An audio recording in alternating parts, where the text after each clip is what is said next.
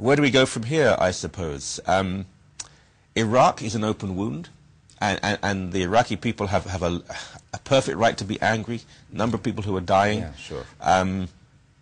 Afghanistan doesn't seem to be working. I wish I could say the opposite, but it's very troubling. The Muslim world is boiling. I can understand some of the reasons why. How do we approach, as Westerners, how do we now approach Islam and the Muslim world? What do we say to them? What do we do?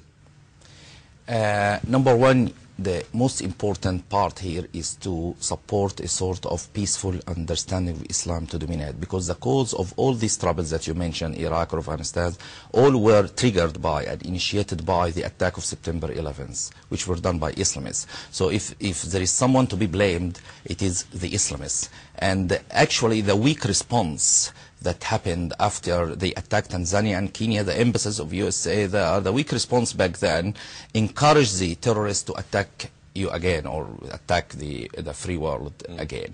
So the whole problem was triggered by this form of teaching and by Islamism and by terrorism.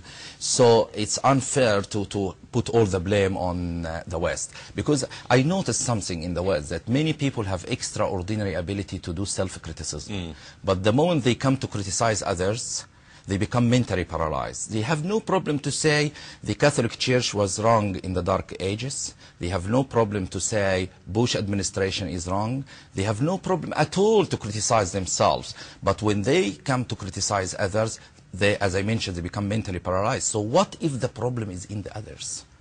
What will happen then? If you all, it will be like a mechanic who assumed that the problem is in the engine, while the problem is in the battery. He can spend all his life fixing the engine and it will not work. And that is the main cause of the problem. Because if you want to solve this problem, you have to address the causes in unbiased manner. If the problem is in the Islamic teaching, then it is in the Islamic teaching. Otherwise, you will be a liar if you didn't say this.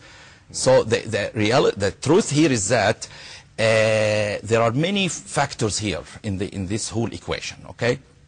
But trying to deny the factors that even the terrorists themselves said to you clearly. Al-Zawahiri just said recently on the CNN that if you all converted to Islam or subjugated to Islamic Sharia or Taliban-like system, in other words, just to make it clear for you what does he mean, they will stop terrorism.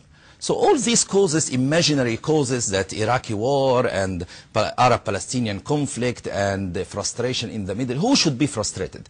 They are killing innocents everywhere. They are killing their Iraqi Christians and the Iraqi Shias. They are killing people in Algeria, innocent tourists in Egypt. Who should be frustrated, you or them?